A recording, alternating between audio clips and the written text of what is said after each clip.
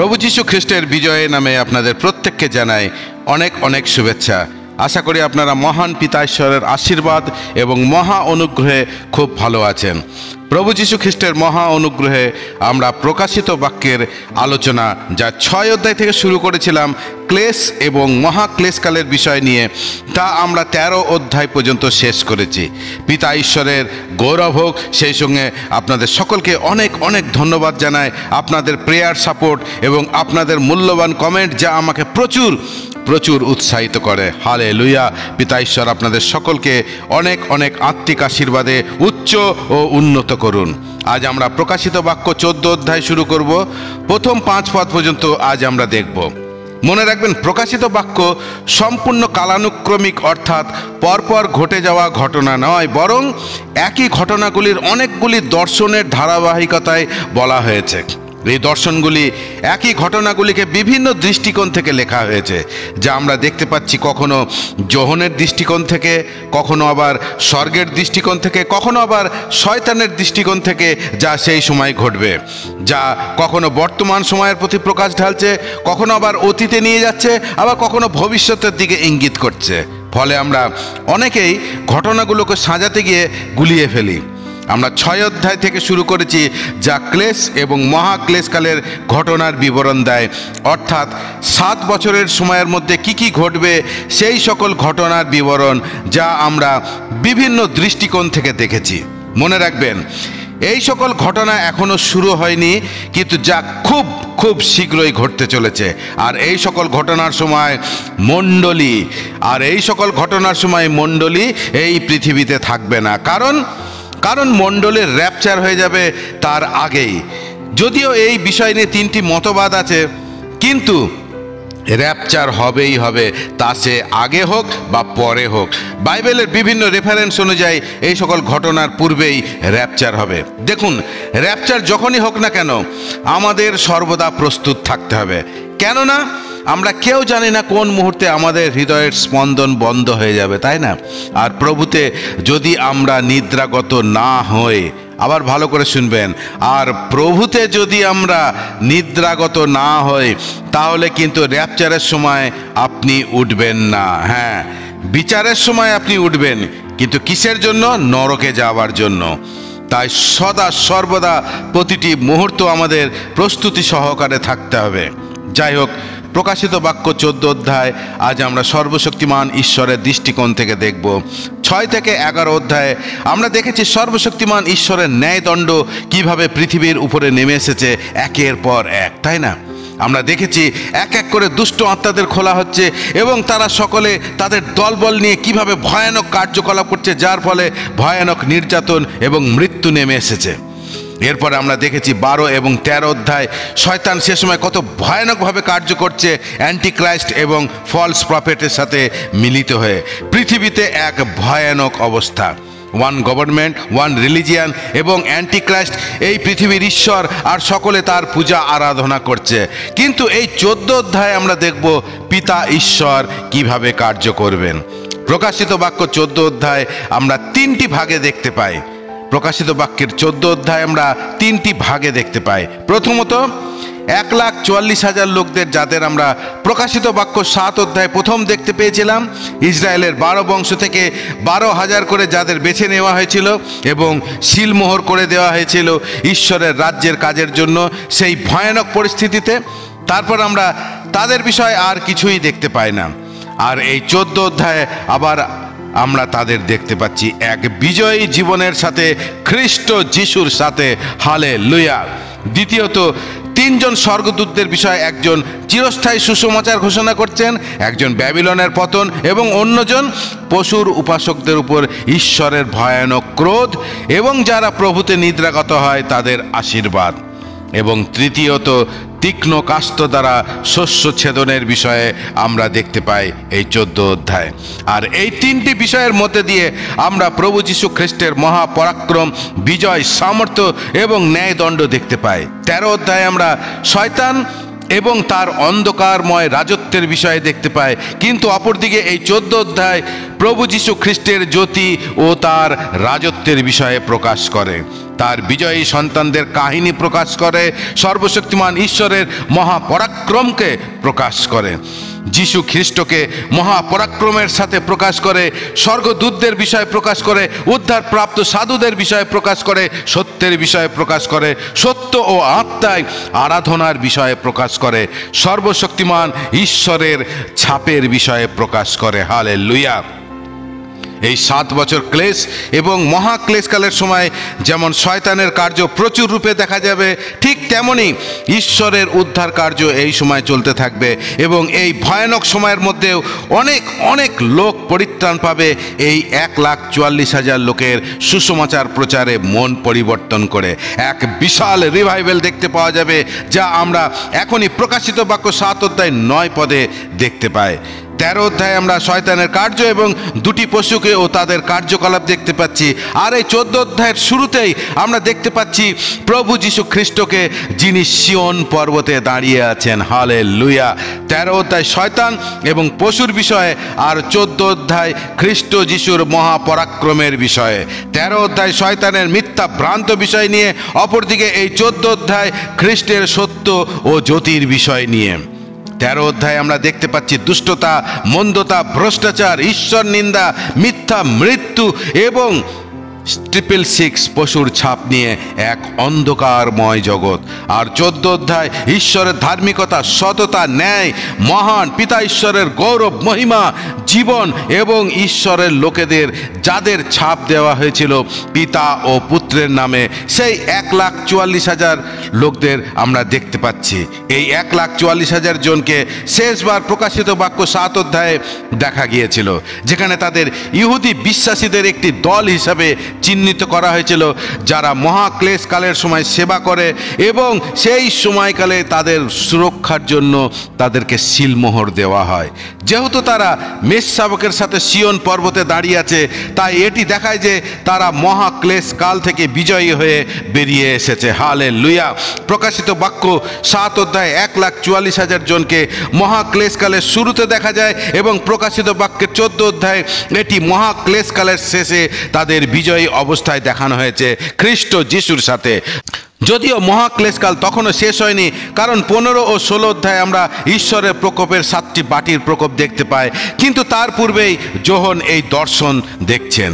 এই 12 এবং 13 অধ্যায়ের দর্শন যখন যোহন দেখছিলেন, তখন হয়তো তিনি হতাশা, নিরাশায় ভয় পেয়ে গেছিলেন। এইরকম ভয়ানক দুষ্টতা, ঈশ্বর নিন্দা, চারিদিকে মূর্তি পূজা, চারিদিকে ঈশ্বরের লোকেদের নির্মমভাবে অত্যাচার করা হচ্ছে, হত্যা করা হচ্ছে, এই সকল বিষয় দেখে যোহন হয়তো হতাশায়, নিরাশায় ডুবে গেছিলেন। কিন্তু 14 অধ্যায়ের দর্শনের যোহন আশ্চর্যময় হয়ে গেছে মহান ঈশ্বরের আশ্চর্য কার্যকলাপ এবং মহান পরিকল্পনা দেখে। এই 7 বছর ক্লেশ এবং মহাক্লেশকালের সময় এই পৃথিবীর অবস্থা এতই ভয়ানক, যা মানুষ কখনো কল্পনাও করতে পারেনি এবং যা আজ পর্যন্ত হয়নি। চারিদিকে শুধু মৃত্যু আর মৃত্যু, বিপর্যয়, মূর্তি পূজা, পাপ, পাপ আর পাপ এবং দুষ্ট আত্মায় পরিপূর্ণ এক পৃথিবী। কিন্তু তার মধ্যেও এই 1,44,000 জন সম্পূর্ণ বিজয়ীভাবে খ্রিস্টের সাথে দাঁড়িয়ে আছে সিয়ন পর্বতে, এবং তাদের এই বিজয় জীবনের গুপ্ত রহস্য, তাদের এই বিজয় জীবনের গুপ্ত রহস্য কি তা আমরা দেখতে পাই প্রকাশিত বাক্যের 14 অধ্যায় 4 এবং 5 পদের মধ্যে, যা আজকের বিশ্বাসীদের বিজয় জীবন যাপনের জন্য এক সুন্দর মার্গদর্শন, এক গুপ্ত রহস্য। খ্রিস্টীয় জীবন হলো এক বিজয় জীবন। এই 14 অধ্যায় তার একটি উদাহরণ। কিন্তু তবু আমরা সেই বিজয় জীবন যাপনে ব্যর্থ হচ্ছি। কিন্তু যখন আমরা এই 14 অধ্যায়ের সেই 1,44,000 বীর যোদ্ধাদের খ্রিস্টের সাথে দেখি, তখন আমরাও উৎসাহিত হই তাদের বিজয় উল্লাসে, যা স্বর্গে হচ্ছে। হালেলুয়া। প্রকাশিত বাক্য 19 অধ্যায় যিশুর দ্বিতীয় আগমনের বর্ণনা দেয়, কিন্তু এখানে 14 অধ্যায়ে তাকে সিয়ন পর্বতে দাঁড়িয়ে বলে বর্ণনা করা হয়েছে। প্রকাশিত বাক্য 14 অধ্যায়ের কিছু অংশ বিভিন্ন দৃষ্টিকোণ থেকে যিশুর দ্বিতীয় আগমনের বর্ণনা দিতে পারে। আরেকটি দৃষ্টিভঙ্গি হলো যিশুকে আধ্যাত্মিক অর্থে সিয়ন পর্বতের উপরে দাঁড়িয়ে থাকতে বর্ণনা করা হয়েছে। এই দর্শন দেখায় যে তার উপস্থিতি তাদের মধ্যে রয়েছে যাদের তিনি মুক্তি দিয়েছেন, তিনি তাদের সাথে সদা সর্বদা আছেন তার প্রতিজ্ঞা অনুযায়ী। ঠিক যেমন প্রকাশিত বাক্য 1ম অধ্যায়ে তাকে 7টি সোনার দিব্যবৃক্ষের মধ্যে হাঁটতে দেখা গেছে। আরেকটি মত হলো এই সিয়ন পর্বতটি ইসরায়েলের সিয়ন পর্বতের পরিবর্তে স্বর্গকে বোঝায়। প্রকাশিত বাক্য 9 অধ্যায় যিশুকে স্বর্গে এবং আবার প্রকাশিত বাক্য 19 অধ্যায় স্বর্গ থেকে ফিরে আসার বর্ণনা দেওয়া হয়েছে। সুতরাং সবচেয়ে সম্ভাব্য ব্যাখ্যা হলো যে প্রকাশিত বাক্য 14 অধ্যায় যিশু এখনও স্বর্গে আছেন। ইব্রিয় 12 পদে আমরা দেখতে পাই যে সিয়ন পর্বতকে স্বর্গে অবস্থিতি বলে বর্ণনা করা হয়েছে। এইভাবে বিভিন্ন মতবাদ আমরা দেখতে পাই এই বিষয় নিয়ে। দেখুন, আপনি যে দৃষ্টিভঙ্গিতেই দেখুন না কেন, মূল বিষয় এক, মূল বিষয়গুলো হচ্ছে একই। এই 1,44,000 জনে ঈশ্বরের, এই 1,44,000 জন ঈশ্বরের, তার জন্য আলাদা করা হয়েছে। এই 1,44,000 জনকে ঈশ্বরের জন্য আলাদা করা হয়েছে এবং তার জন্যই বেঁচে আছে তারা। আর যিশু তাদের কখনোই পরিত্যাগ করবেন না। হালেলুয়া। প্রকৃতপক্ষে যোহন এই অধ্যায়ে 2টি গুরুত্বপূর্ণ প্রশ্নের উত্তর দেন। যারা পশুর চিহ্ন গ্রহণ করতে অস্বীকার করে এবং হত্যা করা হয় তাদের কি হবে, এবং পশু এবং তার দাসদের কি হবে? এই 2টি গুরুত্বপূর্ণ বিষয়ের উত্তর তিনি দেন। আর আমি তাকিয়ে দেখলাম এই বাক্যটি 7 বার পাওয়া যায় প্রকাশিত বাক্যে। 4 অধ্যায় 1 পদ, 6 অধ্যায় 2 পদ, 5 পদ, 7 অধ্যায় 9 পদ, 14 অধ্যায় 1 পদ এবং 14 পদ। এবং প্রতিবারই এটি যোহনকে দেওয়া দর্শনের আরেকটি গুরুত্বপূর্ণ ঘটনার দিকে আমাদের মনোযোগ আকর্ষণ করে। এখানে সিয়ন পর্বতে মেষশাবকের দাঁড়িয়ে থাকার দর্শন, যার সাথে 1,44,000 জন উপস্থিত ছিলেন। মেষশাবক সিয়ন পর্বতের উপরে দাঁড়িয়েছিলেন। এই প্রথম গুরুত্বপূর্ণ তথ্যটি যোহনের নজরে আসে। মেষশাবক সিয়ন পর্বতের উপরে দাঁড়িয়ে আছেন। অপরদিকে আমরা দেখি সমুদ্র তীরের বালির উপরে দাঁড়িয়ে থাকা ড্রাগনটি বিপরীত, তাই না? একদম একদিকে স্থিতিশীলতা এবং বিশ্রাম এবং অপরদিকে অস্থিরতার মধ্যে একটি পার্থক্য রয়েছে। মেষশাবক যিনি নিজের আত্মত্যাগের মাধ্যমে জয়ী হন এবং সেই ড্রাগন যে মানবতার বিরুদ্ধে তার স্বার্থপর এবং রক্তাক্ত ক্রোধের মাধ্যমে নিয়ন্ত্রণ অর্জনের চেষ্টা করে, তাদের মধ্যে পার্থক্য রয়েছে। লক্ষ্য করুন যে এখানে মেষশাবককে চিত্রিত করা হয়েছে সিংহকে নয়, কারণ তার বলিদানের মাধ্যমেই খ্রিস্ট বিজয়ী হন। সিয়ন পর্বতের অর্থ সম্পর্কে একটি প্রশ্নের উত্তর আমাদের জানতে হবে। এটি কি স্বর্গীয় শহর জেরুসালেমকে বোঝায় নাকি পার্থিব নগরী জেরুসালেমের সাথে? ইব্রিয় ভাষায় সিয়ন পর্বতের উল্লেখ মণ্ডলীর সাথে যুক্ত এবং সেখানে এটি ঈশ্বরের সাথে একত্রিত ঈশ্বরের লোকদের শক্তি এবং সুরক্ষার প্রতীক। কিন্তু এখানে যোহন ইসরায়েল জাতির সাথে কথা বলছেন এবং পৃথিবীতে খ্রিস্টের 1000 বছরের রাজত্বের জন্য অধীর আগ্রহে অপেক্ষা করছেন। ভবিষ্যৎবাণীমূলকভাবে শাস্ত্রে সিয়ন সেই স্থানের প্রতীক হিসাবে যেখানে খ্রিস্ট যিশু ইসরায়েলের মুক্তিদাতা হিসাবে আসবেন এবং যেখানে তিনি তার লোকদের একত্রিত করবেন, যে বিষয়ে আমরা গীত সংহিতা 48 অধ্যায় 1 পদ, যিশায় 24 অধ্যায় 23 পদ, জোয়েল ভাববাদীর পুস্তক 2 অধ্যায় 32 পদ, সফনীয় ভাববাদীর পুস্তক 14 অধ্যায় 10 পদ এবং রোমীয় পুস্তকে 11 অধ্যায় 26 পদে আমরা দেখতে পাই। যাই হোক, অনেকেরই মতে এই 1,44,000 জনের দলটি সেই 7 অধ্যায়ের দল, যেখানে তাদেরকে সিলমোহর করা হয়েছে এবং ক্লেশের মধ্যে দিয়ে নিরাপদ রাখা হবে। স্বর্গে না গিয়ে খ্রিস্টের 1000 বছরের রাজত্বে যাওয়ার জন্য মৃত্যু থেকে তাদের রক্ষা করা হবে। 7ম অধ্যায়ের অর্থ এটাই। 7ম অধ্যায়ে আমাদের বলা হয়েছে যে 1,44,000 জন হলেন, প্রথমত তাদের কপালে সিলমোহর করা হয়েছে, যে বিষয়ে আমরা 7 অধ্যায় 3 পদে দেখতে পাই। দ্বিতীয়ত তারা দাস, যে বিষয়ে 7 অধ্যায় 3 পদে লেখা আছে। এবং তৃতীয়ত তারা ইসরায়েলের 12টি বংশের ইহুদি, প্রতিটি বংশ থেকে 12,000 জন। তাহার মেষশাবকের নাম এবং তাহার পিতার নাম তাদের কপালে লিখিত।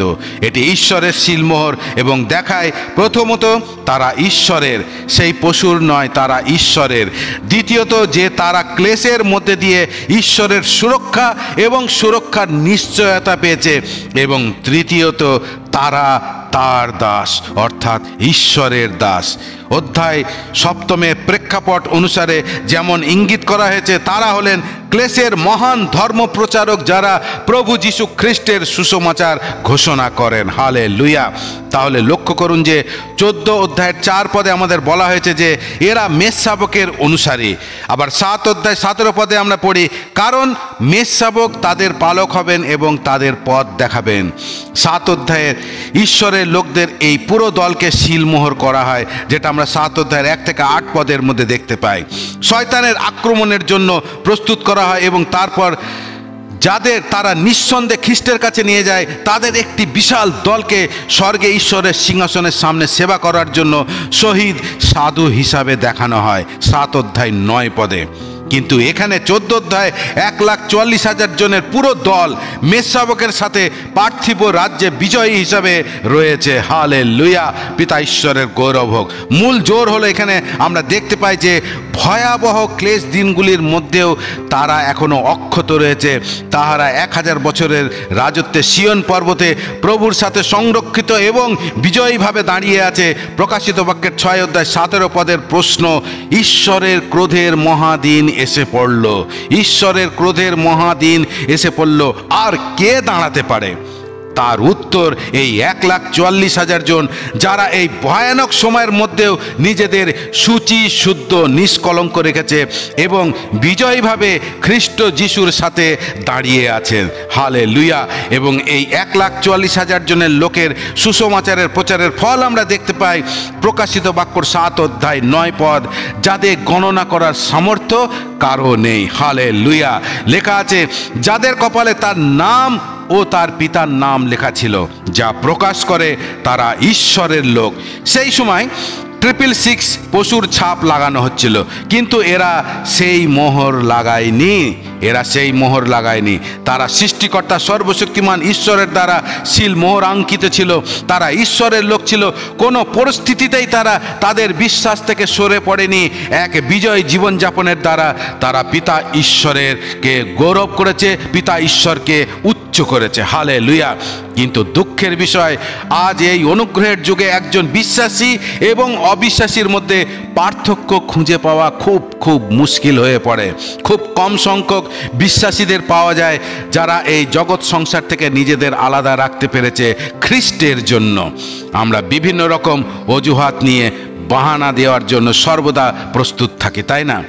প্রিয় ঈশ্বরের সন্তান, আমরা নিজেদের এই জগৎ সংসার থেকে আলাদা রেখে এক শুদ্ধ জীবনযাপন করতে পারি পবিত্র আত্মার সাহায্যে। প্রকাশিত বাক্যের 14 অধ্যায় এক বিশেষ উদাহরণ বিশ্বাসীদের জন্য, যেন তারা এক বিজয় জীবনযাপন করতে পারে। মনে রাখবেন, আপনাকেও পবিত্র আত্মা দ্বারা সিলমোহর করা হয়েছে। আপনাকেও পবিত্র আত্মা দ্বারা সিলমোহর করা হয়েছে এক বিজয়ী জীবনযাপনের জন্য। আপনি ঈশ্বরের লোক, তার পরিবারের একজন সদস্য, তার নিজস্ব প্রজা, তার সন্তান। একজন বিশ্বাসীর বিজয়ী জীবনযাপনের গুপ্ত রহস্য কি, তা আমরা এই 14 অধ্যায়ে দেখতে পাই। আপনি ঈশ্বরের লোক, সুতরাং ঈশ্বর আপনাকে সুরক্ষিত রাখবেন, আপনি নিশ্চিত থাকুন। ফিলিপিও তার 1 অধ্যায় 6 পদে সাধু পৌল খুব সুন্দর একটি কথা বলেছেন পবিত্র আত্মার দ্বারা। লেখা আছে, এ বিষয়ে আমি সুনিশ্চিত যে, সাধু পৌল বলছেন, এ বিষয়ে আমি সুনিশ্চিত যে যিনি অর্থাৎ সর্বশক্তিমান ঈশ্বর তোমাদের অন্তরে শুভ কর্মের সূচনা করেছেন, খ্রিস্ট যিশুর দিন পর্যন্ত তিনি তা সুসম্পন্ন করবেন। হালেলুয়া। এর থেকে বড় গ্যারান্টি আর কি চাই আপনার? প্রকাশিত বাক্য 14 অধ্যায় 2 এবং 3 পদ লেখা আছে, আর আমি স্বর্গ থেকে প্রবাহমান মহা জলস্রোতের মতো গর্জন ও বজ্রপাতের মতো শব্দ শুনতে পেলাম। যে শব্দ আমি শুনলাম মনে হলো যেন কোনো বীণা বাদকদের দল তাদের বীণা বাজাচ্ছে। 3 পদ, আর তারা সেই সিংহাসনের সামনে এবং 4 জন সজীব প্রাণীর ও প্রাচীনদের সামনে এক নতুন গীত গাইলেন। পৃথিবী থেকে মুক্ত করা সেই 1,44,000 জন ব্যক্তি ছাড়া আর কেউই সেই গান শিখতে পারল না। এখানে আমরা দেখতে পাচ্ছি, যখন স্বর্গ থেকে জোরে বয়ে যাওয়া স্রোতের শব্দের মতো ও জোরে বাজ পড়বার মতো শব্দের মতো একটা শব্দ শুনতে পেল। এই রকম শব্দ যোহন প্রথম শুনেছিল কখন? প্রকাশিত বাক্যের 1 অধ্যায় 1 অধ্যায় 15 পদ। দেখুন, সেখানে লেখা আছে, তার পা ছিল আগুনে পুড়িয়ে পরিষ্কার করা খুব চকচকে পিত্তলের মতো, আর তার গলার স্বর ছিল, এখানে দেখুন লেখা আছে, আর তার গলার স্বর ছিল জোরে বয়ে যাওয়া স্রোতের শব্দের মতো।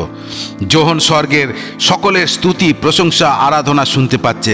এই এক অনন্য স্তুতি প্রশংসা যা স্বর্গে হচ্ছে, যা যোহন শুনতে পাচ্ছে, এবং তার বর্ণনা এক মহিমান্বিত ভাষায় প্রকাশ করা হয়েছে স্বর্গের প্রতিক্রিয়াকে ব্যক্ত করার জন্য।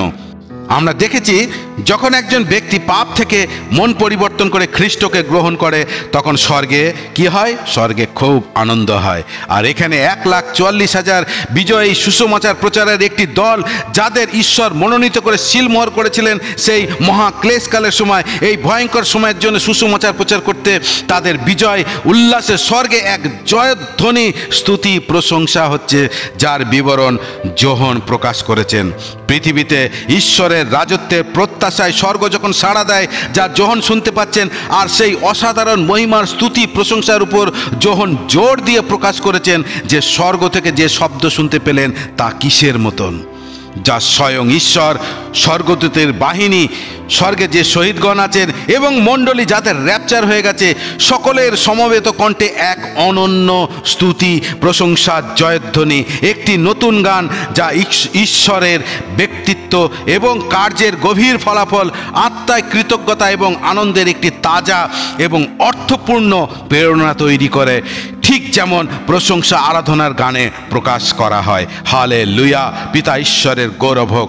শুধুমাত্র এই 1,44,000 জনই যারা শুরু থেকে শেষ পর্যন্ত মহাক্লেশকালের অভিজ্ঞতা লাভ করবে, ঈশ্বরের পরাক্রমশালী মুক্তি এবং পশুর উপর বিজয় লাভ করবে, তারাই এই গানের বাস্তবতা এবং গভীরতা সত্যিকারের অর্থে অনুভব করবে।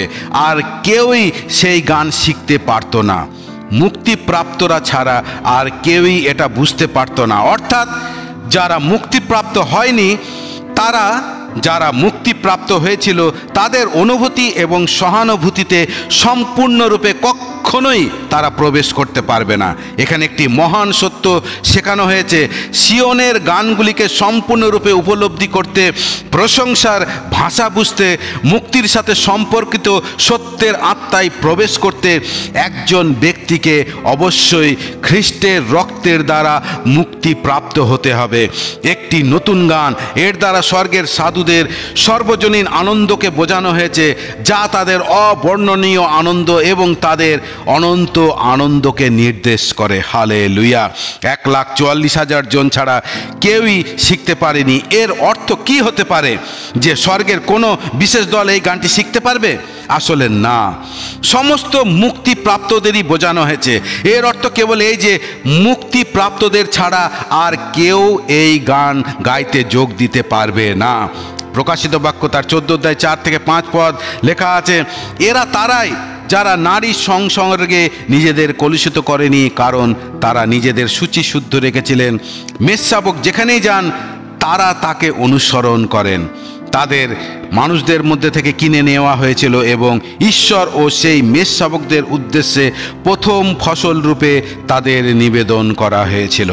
5 পদ, তাদের মুখে কোনো মিথ্যা কথা পাওয়া যায়নি। তাদের মুখে কোনো মিথ্যা কথা পাওয়া যায়নি, তারা ছিলেন নিষ্কলঙ্ক। প্রকাশিত বাক্য 14 অধ্যায় 4 পদে একজন নারীর সাথে থাকা কিভাবে একজন পুরুষকে কলুষিত করে, এটা একটা দারুণ প্রশ্ন। আমি একমত যে যতক্ষণ না কেউ এর সঠিক অর্থ নির্ধারণ করে, ততক্ষণ পর্যন্ত এই পদটা কিছুটা অদ্ভুত বলে মনে হয়, তাই না? প্রকাশিত বাক্য বইটিতে আক্ষরিক অর্থে খুবই কম লেখা আছে। এই বইয়ের বেশিরভাগ অংশই এমন প্রতীকে লেখা হয়েছে যার অর্থ সীমিত বা কোনো বাইবেল জ্ঞান নেই এমন ব্যক্তির পক্ষে বুঝতে খুবই অসুবিধা হবে। এই পদের নারী বলতে মানব নারীদের বোঝানো হয়নি। এই পদে নারী বলতে মানব নারীদের বোঝানো হয়নি। আদিপুস্তক আমাদের আলোকিত করবে যে এই নারী কে এবং কি। আদিপুস্তক তার 3 অধ্যায় 14 এবং 15 পদ আমি পড়ছি, BCB ট্রান্সলেশন। অতএব সদাপ্রভু ঈশ্বর সাপকে বললেন, যেহেতু তুমি এমনটি করেছো, তাই আমি গবাদি পশুর মধ্যে ও সব বন্য পশুর মধ্যে তুমিই হলে অভিশপ্ত। তুমি বুকে ভর দিয়ে চলবে আর সারা জীবন ভর ধুলো খেয়ে যাবে। তোমার ও নারীর মধ্যে 15 পদ, তোমার ও নারীর মধ্যে আর তোমার ও তার সন্তান সন্ততির মধ্যে আমি শত্রুতা জন্মাবো, সে তোমার মাথা গুঁড়িয়ে দেবে আর তুমি তার পায়ের গোড়ালিতে আঘাত হানবে।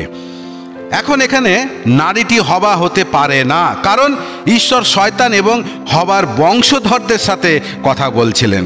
এখানে ঈশ্বর দুটি স্বতন্ত্র মানব বংশের কথা বলেছেন। একটি শয়তানের, যে ব্যক্তি যিশুকে হত্যা করেছিল, তার পায়ের গোড়ালিতে আঘাত করেছিল, এবং যে ব্যক্তি ঈশ্বর এবং তার শিক্ষার প্রতি বিশ্বস্ত থাকবে, যার ফলে শয়তান এবং তার সংগঠনগুলি মাথায় আঘাত পাবে অথবা মারাত্মক আঘাত পাবে। প্রকাশিত বাক্যের এই পদে নারী বলতে শয়তান এবং তার জগৎ এবং তার সংগঠনগুলিকে বোঝায়। আমি আবার বলছি, প্রকাশিত বাক্যের এই পদে নারী বলতে শয়তান, তার জগৎ এবং তার সংগঠনগুলিকে বোঝায়। এদের মধ্যে নির্বাচিতদের কোনো অংশ বা আগ্রহ নেই। তারা এই জিনিসগুলির দ্বারা নিজেদেরকে কলুষিত করেননি, অংশগ্রহণ করেননি। এর অর্থ ব্রহ্মচারী হওয়া নয়। শাস্ত্রে যেমন বলা হয়েছে, পিতর একজন বিবাহিত পুরুষ ছিলেন, অন্যান্য অনেক শিষ্য বিবাহিত পুরুষ এবং মহিলা ছিলেন। সুতরাং এটি একটি প্রতীকী যে কিভাবে একটি ধর্মীয় বিশ্বাস বা বোধগম্যতা আপনাকে একইভাবে প্রলুব্ধ করতে পারে। অতএব বাইবেল নারী শব্দের প্রতীকী অর্থ ব্যবহার করে দেখাতে পারে যে কিভাবে একজন ব্যক্তি কোনো ধর্মীয় ধারণা বা প্রলোভনের দ্বারা অস্পৃশ্য হয়ে কুমারী থাকতে পারেন। এটি নারী হওয়াকে খারাপ করে তোলে না, অন্যথায় কেউ বিয়ে করত না। তবে এটি দেখায় যে ঈশ্বরের প্রতি বিশ্বস্ত থাকার জন্য কিভাবে একজনকে সর্বদা সতর্ক থাকতে হবে এবং যে কোনো প্রলোভন থেকে নিজেকে দূরে রাখতে হবে। কেবল একজন নারীর সাথে থাকা একজন পুরুষকে কলুষিত করে না, কিন্তু একজন নারীর সাথে অবিবাহিত যৌন সম্পর্ক একজন পুরুষকে কলুষিত করে। এই পদটি সেই বিষয়ের কথাই বলছে। এটি আসলে ঈশ্বরের ক্ষমতার একটি উদাহরণ, যা তিনি মহা কষ্টের সময় বিশ্বাসীদের পাপ থেকে মুক্ত রাখেন। 1,44,000 জন ইহুদি ধর্ম প্রচারক কেবল খ্রিস্ট শত্রুর বিকৃতি ব্যবস্থাকে প্রতিরোধ করবেন না, বরং তারা অবৈধ যৌনতায় লিপ্ত হওয়ার প্রলোভনকেও প্রতিরোধ করবেন, যা সেই সময় চরম পর্যায়ে থাকবে। যৌন অসুচি হওয়া অথবা নারীর সাথে ব্যভিচার করা শব্দটিকে তাদের প্রতিনিধিত্ব হিসাবে ব্যবহার করেছেন যারা জগতের গৌরব, সম্মান এবং বস্তুগত জিনিসপত্রের পেছনে ছুটছে। যারা জগতের গৌরব, মান, সম্মান, যশ, ধন সম্পত্তি, বস্তুগত জিনিসপত্রের পেছনে ছুটছে, তাদের জন্য এই শব্দ তিনি ব্যবহার করেছেন। প্রাচীনকালে এখনও কারোর প্রতি কামনা করা বা বিবাহের বাইরে সহবাস করা পাপ বলে বিবেচিত হতো। সেই সম্পর্ককে কলুষিত বলে মনে করা হতো। আধ্যাত্মিকভাবে ঈশ্বর ধর্মভ্রষ্ট ইসরায়েলকে একজন বেশ্যার সাথে তুলনা করার অসংখ্য উদাহরণ আমরা বাইবেলের মধ্যে দেখতে পাই। যিশায় তার 1 অধ্যায় 21 পদ, জিরোমিয়া পুস্তক তার 3 অধ্যায় 6 পদ, প্রকাশিত বাক্য 18 অধ্যায় 9 পদ। যারা কেবলমাত্র একমাত্র সত্য ঈশ্বরের উপাসনা করে, যারা কেবলমাত্র একমাত্র সত্য ঈশ্বরের উপাসনা করে এবং খ্রিস্টের অনুসারী, তারাই কুমারীদের মতো হবে। আজ এই অনুগ্রহের যুগে পবিত্র আত্মা দ্বারা শিলমোহর করা সন্তানেরা এই সকল পাপের দ্বারা নিজেদের কলুষিত করছে। প্রকাশিত বাক্যে 14 অধ্যায়ের 4 এবং 5 পদের বিষয়টি আজকের বিশ্বাসীদের বিজয় জীবনযাপনের জন্য এক বিশেষ অস্ত্র বা গুপ্ত রহস্য। এই বর্তমান সময় বিশ্বাসী এবং প্রভুর দাস এই জায়গাতে এসে নিজেদের ধ্বংস করে ফেলছে। আপনি দেখতে পাবেন বেশিরভাগ দাস হয় ব্যভিচারের পাপে লিপ্ত, ভ্রান্ত শিক্ষায় লিপ্ত, নিজ নাম, যশ, সম্মান, পদমর্যাদা স্থাপন করতে ব্যস্ত, নিজেকে শুচিশুদ্ধ নিষ্কলঙ্ক রাখতে সবাই ব্যর্থ হয়েছে, অর্থের পিছনে ছুটছে, প্রভুকে অনুসরণ করতে গিয়ে অর্থের পিছনে ছুটছে, এমনকি প্রভুকে, খ্রিস্ট যিশুকে নিয়ে তারা ধর্মের নামে ব্যবসা করছে। ভ্রষ্টাচারে পরিপূর্ণ সব মণ্ডলী হয়ে উঠেছে। প্রিয় ঈশ্বরের সন্তান, প্রকাশিত বাক্য 14 অধ্যায় আমাদের বিজয় জীবনযাপনের জন্য একটি দুর্দান্ত দৃষ্টান্ত।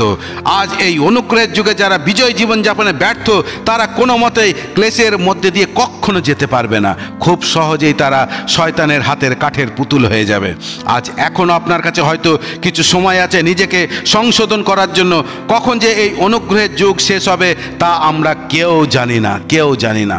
মনে রাখবেন, আমরা যিশুর রক্তের গুণে সাহসী হয়েছি। আমরা ভীরু নয়, আমরা যিশুর রক্তের গুণে সাহসী হয়েছি। ইব্রিয় পুস্তক তার 10 অধ্যায় 19 এবং 20 পদে খুব সুন্দর একটি কথা লেখা আছে, ভাইয়েরা, যিশু খ্রিস্টের রক্তের গুণে সেই মহাপবিত্র স্থানে ঢুকবার সাহস আমাদের আছে। খ্রিস্ট আমাদের জন্য একটা নতুন ও জীবন্ত পথ খুলে দিয়েছেন, যেন আমরা পর্দার মধ্যে দিয়ে, অর্থাৎ তার দেহের মধ্যে দিয়ে ঈশ্বরের সামনে উপস্থিত হতে পারি। পুরাতন নিয়মের সময় পবিত্রতম অতি পবিত্র স্থান তিরস্করণী দিয়ে বন্ধ করা থাকতো।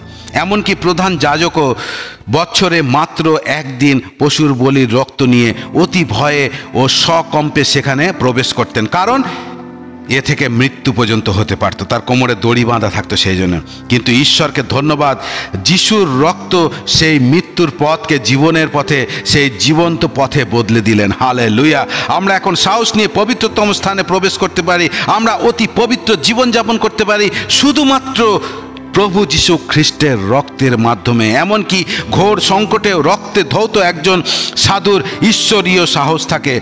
ধার্মিকগণ সিংহের ন্যায় সাহসী, যে পশুদের মধ্যে বিক্রমী, যাহা যে কাউকে দেখিয়া ফিরিয়া যায় না। হিতোপদেশটার 28 অধ্যায় 1 পদ, 30 অধ্যায় 30 পদে যে বিষয় লেখা আছে। আজ যদি আপনি আপনার জীবনে কোনো পাপ লুকিয়ে রাখেন, তাহলে সংকটের সময় আপনার কোনো সাহস থাকবে না, আপনার অন্তঃকরণ মোমের মতন গলে যাবে। সংকটের দিনে যদি অবসন্ন হও, তবে তোমার শক্তি সংকুচিত। সদাপ্রভু আমাদের সবাইকে সাহায্য করুন, যেন খ্রিস্টের রক্তে আমাদের অন্তঃকরণ ধুয়ে রাখতে আমরা সক্ষম হই, যাতে সাহস নিয়ে আমরা পবিত্র স্থানে, নতুন জেরুজালেম ও সিয়নে প্রবেশ করতে পারি। এই পদে কথা বলা হয়নি পবিত্র স্থানে প্রবেশ করো, কিন্তু বলা হয়েছে পবিত্রতমে প্রবেশ করো, অর্থাৎ পবিত্র জীবনে যিশুর রক্তের দ্বারা প্রবেশ করবার সাহস আমাদের রয়েছে। কি মহান সুযোগ! হালেলুয়া! পিতা ঈশ্বরের গৌরব হোক। পিতা ঈশ্বর আজকের এই বাক্যর দ্বারা আপনাকে প্রচুর প্রচুর রূপে আত্মিক আশীর্বাদে উচ্চ করুন, উন্নত করুন এবং তার রাজ্যের জন্য একজন বিজয়ী সেনা হিসাবে প্রস্তুত হতে সাহায্য করুন। জয় যিশু।